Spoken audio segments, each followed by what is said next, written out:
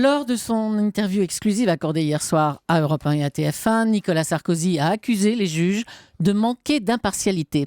Alors, le syndicat de la magistrature confond-il justice et politique? C'est la question qui fâche de 7h15 sur Europe 1. Et pour y répondre, je reçois Françoise Martre. Bonjour. Bonjour. Vous êtes la présidente du syndicat de la magistrature.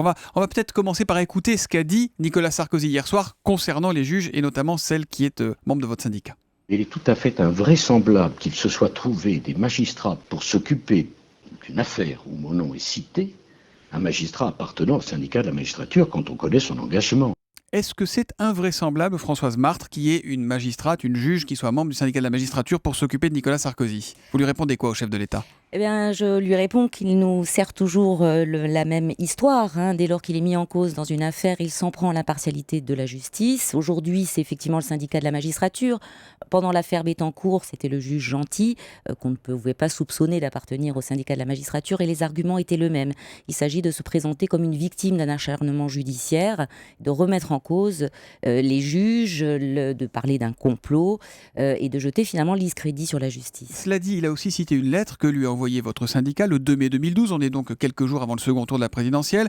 Petit extrait. Qui plus que vous aura davantage violé la séparation des pouvoirs, travesti la réalité judiciaire, dénigré le travail de la justice? Vous n'avez cessé d'affaiblir l'autorité judiciaire. C'est ce que vous écrivez à Nicolas Sarkozy à l'époque. Et la lettre se termine par « Nous avons décidé en conscience d'appeler à voter contre vous ». Là, le syndicat de la magistrature fait de la politique.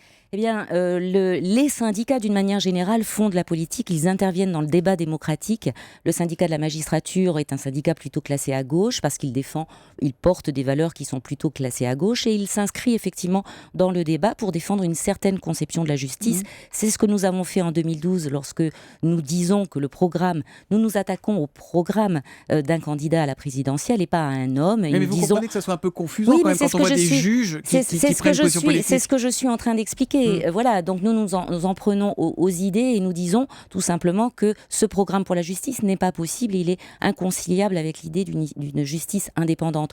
D'autres magistrats portent une autre parole. Il y a des syndicats aussi classés à droite. Je rappelle que Jean-Paul Garot, par exemple, qui a été un député de l'UMP, a remis à l'ordre du jour l'APM, qui est quand même classée très très à droite, pour défendre une autre conception de la justice. Ce qui est important pour la justice, c'est que qu'elle puisse être pluraliste et impartiale.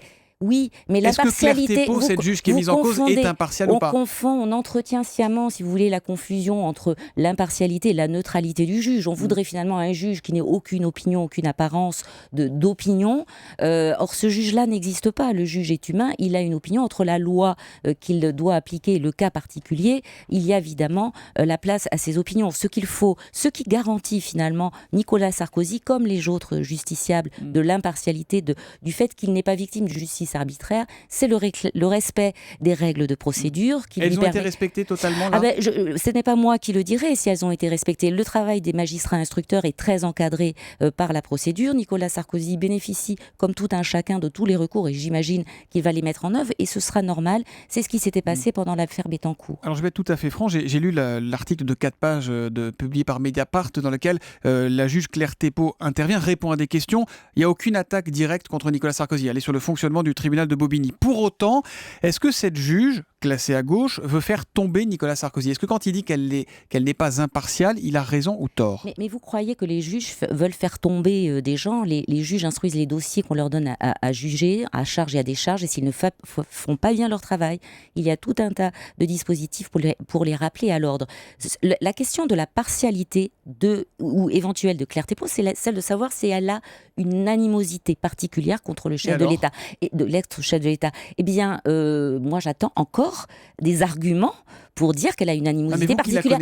On est quand même avec le syndicat qui a fait le mur des cons, avec tout un tas de personnalités politiques de droite qui étaient épinglées sur un mur. On nous resserre le mur des cons à chaque fois et nous sommes largement... Il a existé, il était interne et il n'a été diffusé que parce qu'un journaliste a volé ses photos dans notre local. Mais est-ce qu'il ne relate pas le fond de la pensée, peut-être de ce qui guide? Mais que le syndicat de la magistrature soit à gauche, je crois que c'est une surprise pour personne, ce n'était pas un scoop. Mais être de gauche est une chose, est-ce qu'il y a de l'animosité? C'est ça qu'on veut comprendre. C'est ça que Nicolas Sarkozy demande en fait. Les juges instruisent des dossiers, ils ne développent pas d'animosité particulière, il y a des règles de procédure qu'ils respectent, à part le fait que Claire Thépaut soit supposée appartenir au syndicat de la magistrature. Que reproche-t-il de précis contre elle? Est-ce que elle a manifeste une... C'est ça la question de la partialité. Ça Est-ce serait que plus les simple juges de la dessaisir ou pas aujourd'hui? Ah, mais écoutez, à ce moment-là, on va dessaisir tous les juges qui sont au syndicat de la magistrature. Il y a un principe fondamental qui est celui... Beaucoup, il y en a un tiers, je crois, à peu près. Bon, merci de dire que ça fait beaucoup. Il y a un principe fondamental, c'est celui de la liberté syndicale. Les magistrats sont libres d'adhérer au syndicat de leur choix, qu'ils soient de droite ou de gauche ou au centre.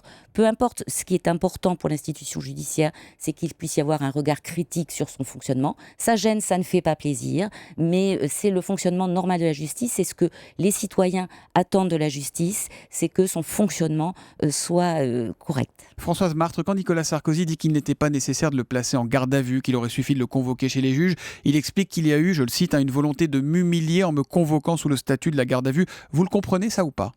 Ah ben, je comprends que la garde à vue, c'est quelque chose qui peut être violent. Nous le dénonçons régulièrement. Nous avons milité pour que les droits des gardés à vue soient améliorés, là, pour qu'il y ait votre cause, moins en de quelque garde à sorte. vue. Voilà, je suis ravie de voir quand ça s'applique aux autres. On a un tout autre regard sur cette procédure dont font l'objet des milliers de personnes tous les jours. Mais là, ça ne c'était pose de nécessaire. souci à quelqu'un. Dans ce cadre-là, c'était nécessaire ou pas ? C'est un principe.